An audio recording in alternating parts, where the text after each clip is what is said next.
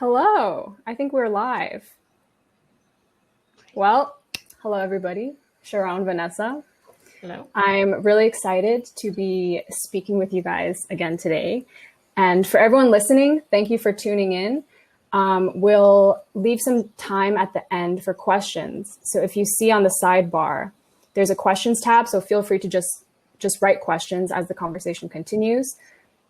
Okay, so I'm with Sharon Farber and Vanessa Garde. And just a quick intro about these two women. Vanessa is a composer, orchestrator, arranger, educator, and expert music technologist who has worked on major film and TV projects between LA and Madrid. She is also kind of a legend among the Berkeley film scoring community and specifically among my professors here as well. And Sharon is a critically acclaimed composer of both concert and film and TV music. She's based out of LA and has 4 Emmy nominations up her belt, among other accolades, and many national and international premieres and performances to her credit. She also serves on the executive committee of Motion Picture and TV Academies. So we'll jump right into it because we have kind of a tight schedule today with 30 minutes. I think to begin, maybe Sharon and Vanessa, both of you could share a little bit about how you got started in your careers, and maybe eventually we can go into how the beginning of your journeys kind of differ from how it would be for people like myself and my peers going to the industry in like a post-coronavirus landscape. Mm-hmm. So either of you? You want to start? Sure. So like many of you, I was an international student as well. I come from Israel, and I got a scholarship to go to Berkeley. And at the end of my studies, one day I saw a little note saying that there's an internship with the TV Academy. I had no idea what it is, and I applied, and I got it. And I spent 2 months with Jonathan Wolf, who was doing the music for Seinfeld at the time, and Alf Clausen, who was doing the music for The Simpsons at the time, which was great because Jonathan was working on MIDI mostly, and Alf was still working with an orchestra every week. So at the end of the internship, I asked Jonathan asked me who I wanted to meet, and I said Shirley Walker. And if you girls don't know who Shirley Walker was, you should absolutely do a research because she was the pioneer for women film composers. And Shirley took me under her musical wings for about a year. I was working with her until I started doing independent stuff. So in terms of, I also took every opportunity that I could. I did the ASCAP film scoring workshop. I did the TV Academy. I did the Society of Composers and Lyricists internship, mentorship program, everything I could to know more and to get acquainted to life in Los Angeles, I did. So time was very different then, but I think on the one hand, you guys have a huge advantage that I didn't have when I started working in business because internet wasn't what it was today. Today, you can find so much information online. So it's very scary to graduate because it's basically school is a greenhouse and then you have to go into real life. But I would say that instead of thinking about, oh my God, this is Corona time, what am I going to do? You have to think about it in a more positive way and see the advantages that you have today because everybody is home. So everybody has a time. You can just maybe try and write to your favorite composer and say, hello, my name is da-da-da-da-da, and I'm just graduating. I admire your music. Would you be maybe willing to spend 20 minutes with me? I have some questions. So that's very much like a very short description of what you can do when you get out. But I think we'll talk about that a little bit later as well.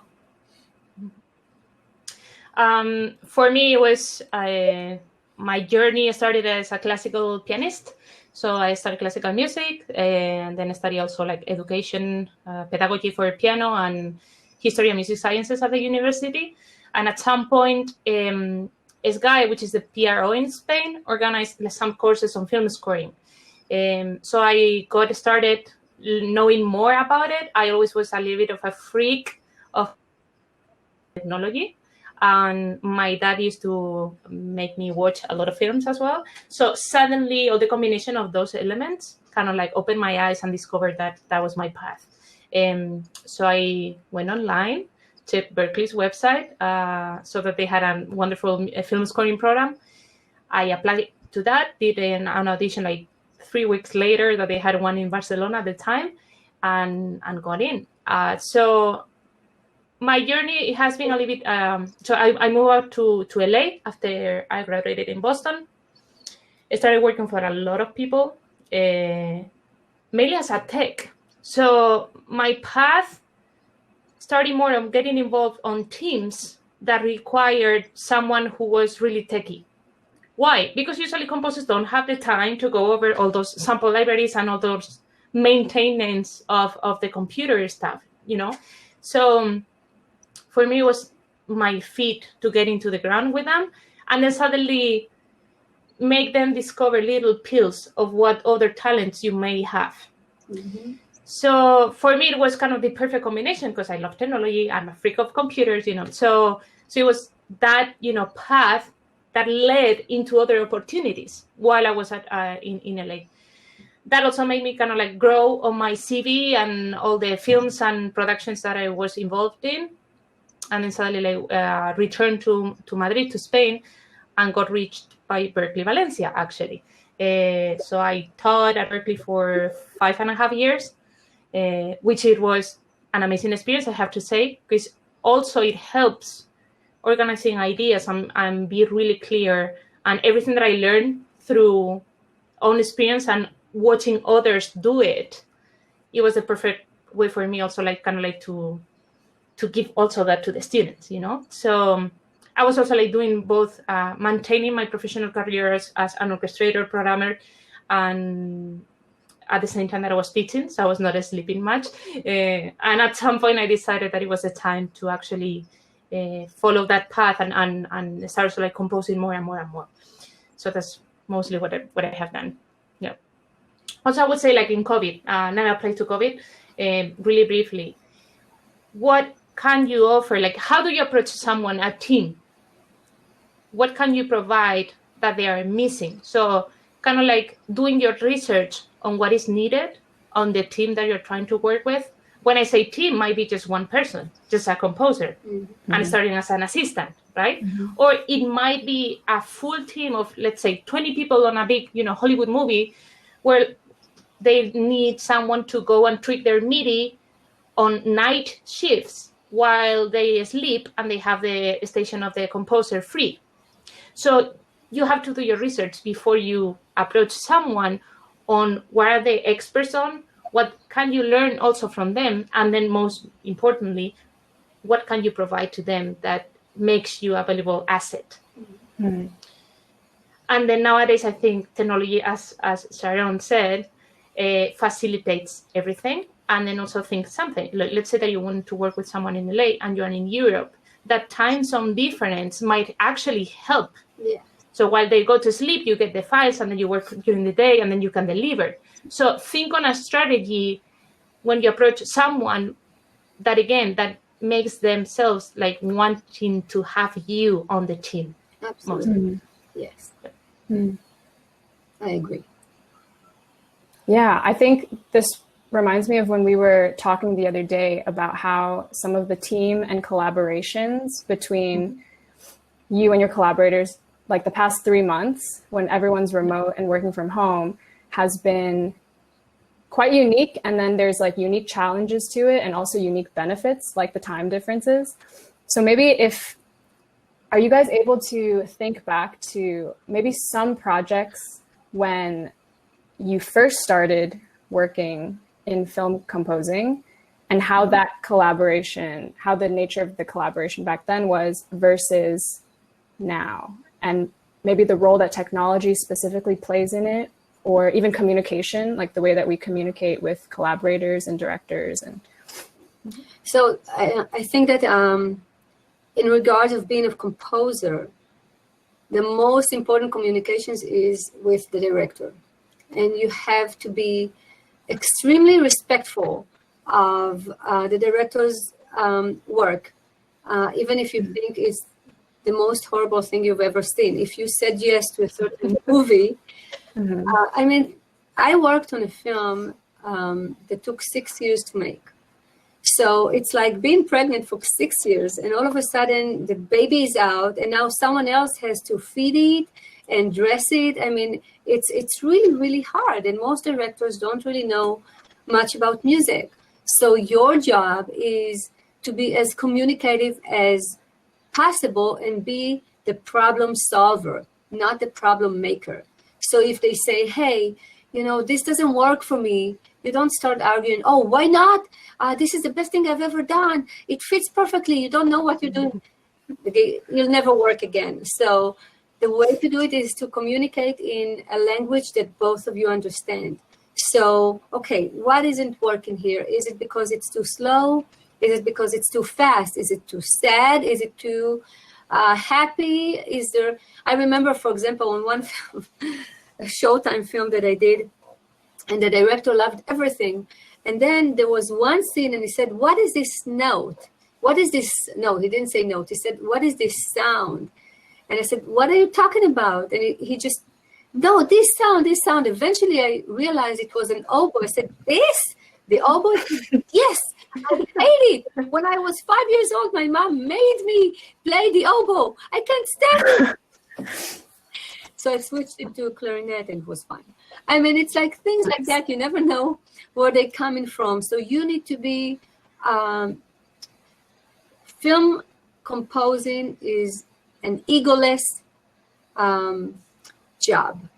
It's not about your ego. Yes, do you want to do the best? Absolutely. Is your name on it? Absolutely. Do you want to be proud of your name? Absolutely. But you also have to know that you are an integral part of the process of the film, but not the only part. So it's all about collaboration. And, you know, if you think that you did just the most amazing scene, you scored this amazing scene, and it's dropped, he or she doesn't want it, you put it aside, and you'll see you will find another opportunity to use it on another project. So you just have to be very understanding, respectful, and very kind of relaxed, although it's very hard to be relaxed when you're scoring a film. But just know that it's all about collaboration and respect, and it's a mutual respect. And you have to give the respect and get the respect back. Vanessa? Totally. And I think also like nowadays, kind of like all the Zoom, Skype thing, I mean, we all had to kind of like adapt to these times. And instead of just, sometimes it's as easy as picking up the phone, but I will say that people like connecting, not only artistically, but also kind of like feel like having the same vibe. So through these last weeks and last months, I think kind of having Zooms and be able to stream high quality audio through your system has become more important. I will put also one example. So I was working on a film. Usually on a film, you will get to the studio and you're with the musicians and you want to have all your music played by artists that understands also your music. And having now the ability to connect, like you will think that is actually a problem, but if you take it to the right, perspective, it's actually great because people at home feels safe. And if they have their own recording environment, so what we have done for the last movie that I was working on, everyone recorded at home, except the orchestra. The orchestra was some remote sessions with Bratislava, but the pianist, trumpet player, guitar player recorded at home, bass player recorded at home. So, and we were connecting on real time. So there's a couple of actually some alternatives. One of them is Source Connect. The other one is Listen To from Audio Movers. There's another one which I don't remember the name of right now. But my point is to get instant feedback and approach someone saying, hey, can you please play that phrase that it feels more blah, blah, blah. So instead of seeing that as problems, we need to also like put some solutions to that. and it actually worked great. Like, you hear the recordings, they might not be recorded at Abbey Road, but you know what? Like, we didn't even have the budget to go to Abbey Road anyways. So everyone at home was safe, and we could actually interact with the musicians. And actually, this is something also like very important that I want to bring up, which is also like communication, not only with directors, but the creative people that you have on your team. And how do you approach them, and how do you make them feel, that they are also putting your score into the next level? So I want to jump in and say about remote recording that I just did not too long ago, a huge project, a song by 11-time Oscar-nominated Diane Warren, and I had 117 musicians on it, 17 lead singers, an orchestra of about 100 people, and about another 60 choir singers. Everybody recorded on their phone from home and sent it to us. It was a crazy, crazy amount of work to put it together. But my engineer, Michael Stone, did an amazing job. So it is possible, even if it's not in a professional setting, if you know how to make it work and make the sound good and have mixing chops or mixing engineer, you'll be fine. I mean, this is the reality, and people understand that this is the reality right now. But even though it's the reality, it doesn't give you an excuse to have less than a perfect job. So if you need help, get help. And when you're starting out, it's very hard because you want to hire this player or a few players, and there's no money, and how do you do it? So what you do, you trade. You say, can you play on this project for me, and I will play. Let's say you play, because most of us play an instrument. So you ask the violin player, can you play this for me, and I'll play piano for you on your next project, or I can do mixing on your project if you bring a few more people. There's so many ways to do it. And also there's something to be told about, you guys are graduating in a really weird world. However, there's so much to do because this will end eventually. So take the time. Maybe if you like to write some non-film music, like I write some concert music as well. So there's so many competitions. Just search composing or composers competitions, and you'll find so many. So you start writing, you say, okay, this is my deadline. There's a call for a choral piece, 3 minutes choral piece. The deadline is, I don't know, September 15. You do it.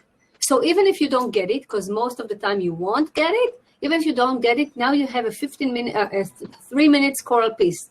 You go to your church and you say, hey, can the choir perform this when we get back? Because now you have something that you created. So when people tell me that they are bored, creative people tell me they are bored, I don't get it.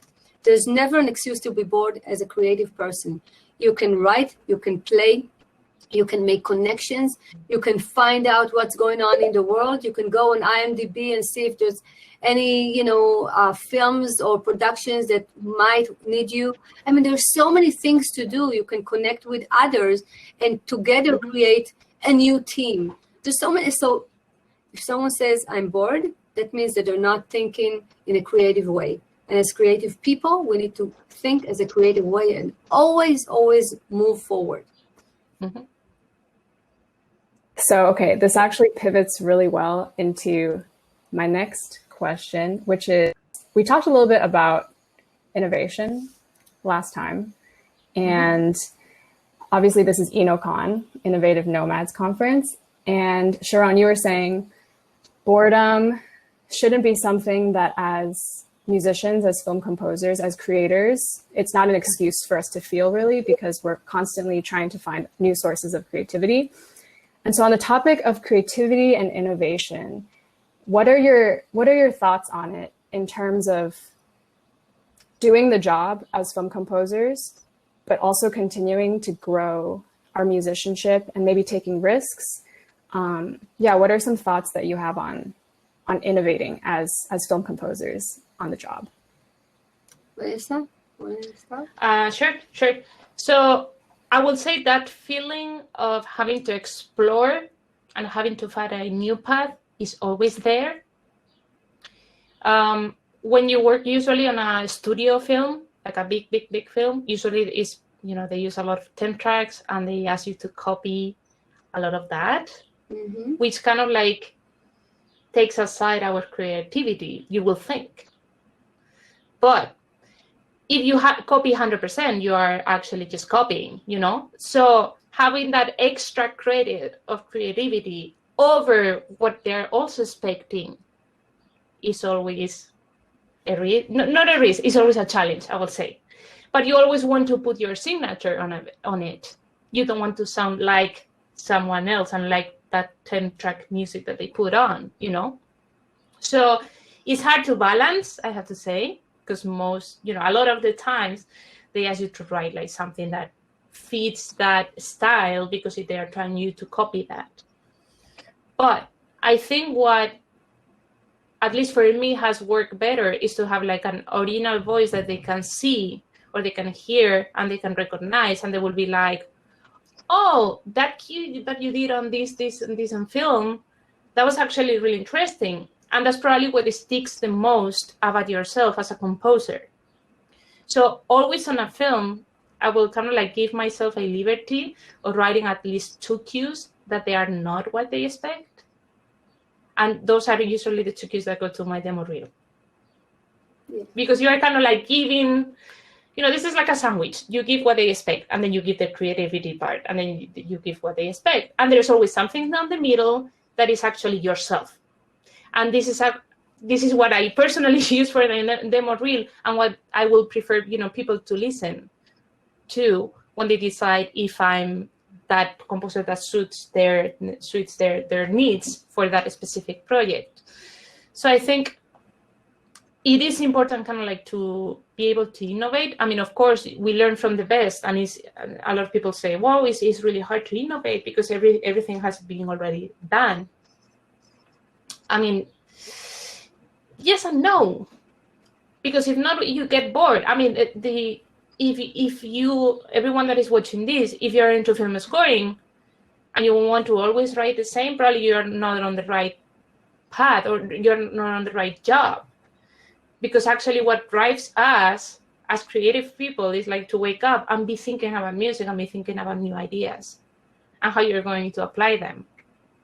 So for me, at least, like that innovating part of recreating myself or not reinventing, but at least give a couple of thoughts on, am I using this harmonic progression? What about if I reharmonize this and it fits this better with this counter melody that I have here? Like always trying to push it a little bit farther, and not just be the first thing that it appears, So, and I discovered recently, like I don't usually listen to my old music, almost never, but from time to time you're asked to deliver like demo reels, and so I was kind of like exploring on a hard drive cues that I wrote many years ago that I didn't pay any attention to them at the time, and actually found really, really interesting things that I was not expecting to find, because I thought at the moment like, oh, this is not, and actually was like, oh, whoa, wait, like that harmony change or that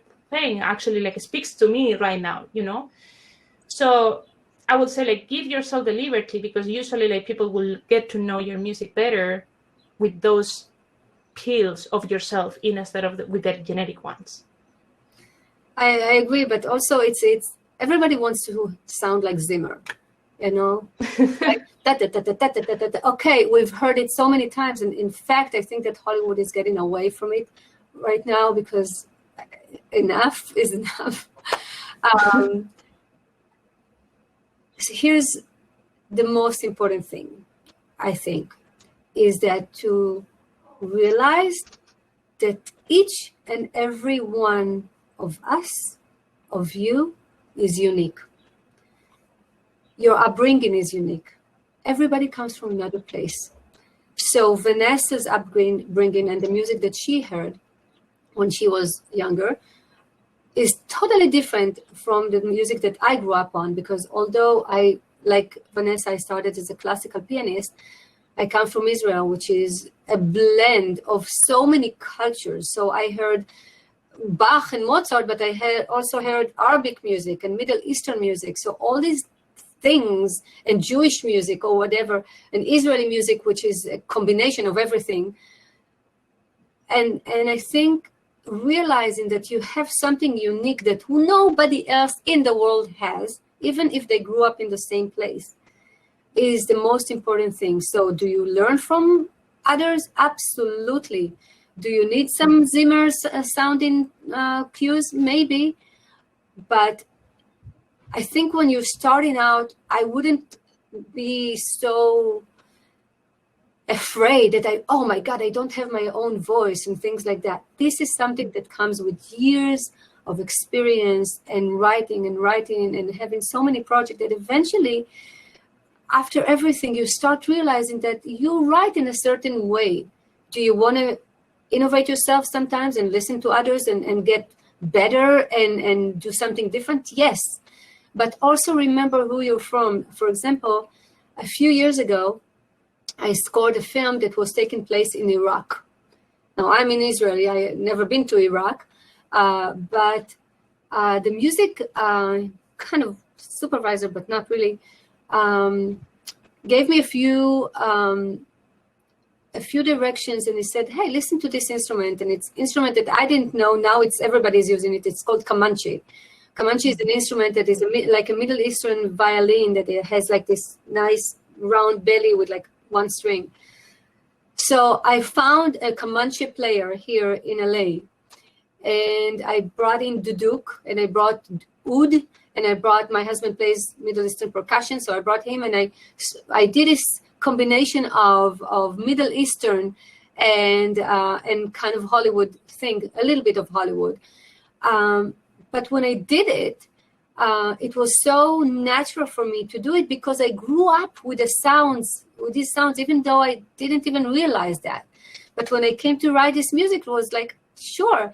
And I remember, another thing that I want to say, if you have a talent, if you play an instrument, if you sing, use it. For example, I don't call myself a singer, but I sing.